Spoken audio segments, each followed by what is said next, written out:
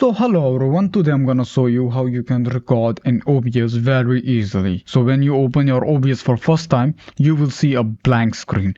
So in order to get that thing, what you have to do, you have to just click on the plus button of your source and then you have to add a display capture.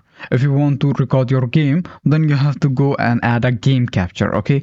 It's totally depend on you. Whatever you want to record, you can record it. So for now you can use a display capture and then you have to click on that. After clicking, you will see something like this display capture.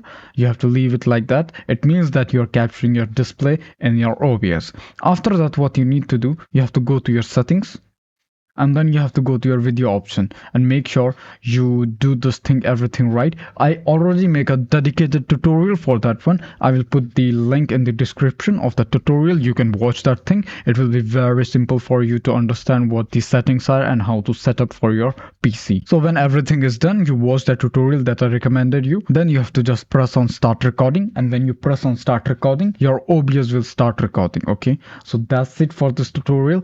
I hope you understood this thing, and if you want to know about detail about something, let me know in the comment. I will definitely make something or some kind of tutorial for you. So that's it for today. Thank you for watching.